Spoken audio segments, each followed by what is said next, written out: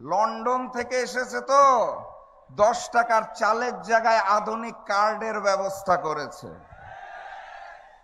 কার্ডের যে মূলা ঝুলানো হয়েছে, কার্ড না হয় দিবেন, সেই কার্ডের জন্য প্রতি ঘর থেকে আবার কত টাকা চাঁদা তুলবেন সেটা তো বলেন নাই। এই সব আধুনিক কার্ডের মূলা ঝুলাবেন না, বাস্তবসম্মত কথা বলুন। যদি মনে করেন আগামীর বাংলাদেশ গড়ে তোলার জন্য কাঁধে কাঁধ মিলিয়ে আমরা একসাথে কাজ করতে রাজি আছি, তাহলে আমি বিএনপিকেও আমন্ত্রণ জানাবো, ডাক্তার শফিকুর রহমান প্রধানমন্ত্রী হওয়ার পরে আপনারা আসুন, ডাক্তার শফিকুর রহমানকে প্রধানমন্ত্রী মেনে নিয়ে আমরা একসাথে দেশ গড়ে তুলি। আর যদি মনে করেন ওই যে আই হ্যাভ আ প্ল্যান গুপ্তর মতো দেশে আসবেন আর লন্ডনে দৌড়াবেন, আপনাদের নেতাকর্মীরা চাঁদাবাজি রাহাজানি চালিয়ে যাবে, মামলাবাজি চালিয়ে যাবে, ভূমি দখল চলিয়ে যাবে, তাহলে মনে রাখেন বাংলার তৌহিদি জনতা রক্ত দিতে শিখেছে। আমরা শহীদি তামান্না নিয়ে জন্ম নিয়েছি, প্রয়োজনে সবাই শহীদ হব। এই নতুন বাংলাদেশকে আর জালিমের হাতে দিব না। বিএনপির মঞ্চ থেকে গণভোটে হায়ের পক্ষে কোনো দাবি শুনেছেন? বলে না কেন? কি বলে? 31 দফা আছে তাদের, কি কি জানি, সংস্কারের জনক, সংস্কার চায়। একটা বার আমি বিএনপির মঞ্চ থেকে বিএনপির বড় কোন নেতার মুখে গণভোটে হার পক্ষে বক্তব্য শুনি নাই। প্রেস কনফারেন্সে সাংবাদিকদের প্রশ্নের মুখে, চাপের মুখে কোন নেতা বলে নায়ের পক্ষে যাওয়ার সুযোগ নাই আমাদের, তাও মুখ দিয়ে হাঁ বার হয় না, বলে নায়ের পক্ষে যাওয়ার নাকি সুযোগ নাই। সংস্কারে এত ভয় কিসের? 10 বছরের বেশি কেউ প্রধানমন্ত্রী থাকতে পারবে না, এটা শুনে কষ্ট হয়। যদি ঘুরে ঘুরে বিএনপি থেকেই অন্য নেতা প্রধানমন্ত্রী আসে, তাহলে সমস্যাটা কোথায়? এক পরিবারেই কুক্ষিগত করে রাখতে হবে।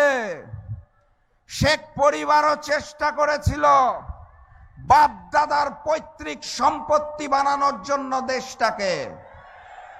আমরা সেদিনও জুলাই গণঅভ্যুত্থানে মাঠে ময়দানে নেমে বারবার বলেছিলাম, এই বাংলাদেশ কারো বাপ দাদার সম্পত্তি নয়, এই বাংলাদেশ জনগণের। জনগণ যাকে চাবে তাকেই দেশের সেবার দায়িত্ব দিতে হবে। ওনারা শাসক হতে চায়। কুষ্টিয়ায় যে 4 জন এমপি পদপ্রার্থী, আমি সেই 4 জনের পক্ষ থেকে ওয়াদা করছি, জামাতের 4 প্রার্থী শাসক হতে চায় না, তারা সেবক হতে চায়। আপনারা সেবক হিসেবে আমাদের 11 দলের মনোনীত প্রার্থী বাংলাদেশ জামাত ইসলামের 4 জনকে দাঁড়িপাল্লা প্রতীকে ভোট দিয়ে 12 তারিখ জয়যুক্ত করবেন। শরীফ ওসমান বিন হাদির রক্তের কসম, জুলাই গণঅভ্যুত্থানে শহীদদের রক্তের কসম, পিলখানায় 54 জন চৌকস অফিসার যে শহীদ হয়েছিল তাদের রক্তের কসম, শাপলায় যারা শহীদ হয়েছিলেন তাদের রক্তের কসম, নরেন্দ্র মোদী বিরোধী আন্দোলনে যারা শহীদ হয়েছিলেন তাদের রক্তের কসম। আমরা কারো রক্তকে বৃথা যেতে দেব না, ইনশাআল্লাহ। ইনশাআল্লাহ এই নতুন বাংলাদেশে ভারতীয় আধিপত্যবাদ এবং আগ্রাসন চলবে না।